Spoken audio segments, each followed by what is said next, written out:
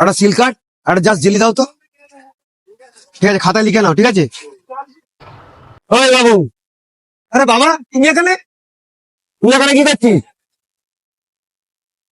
তোর হাতে কি? এই হাতে জাস্ট জেলি। আর ওই হাতে? না এই হাতে।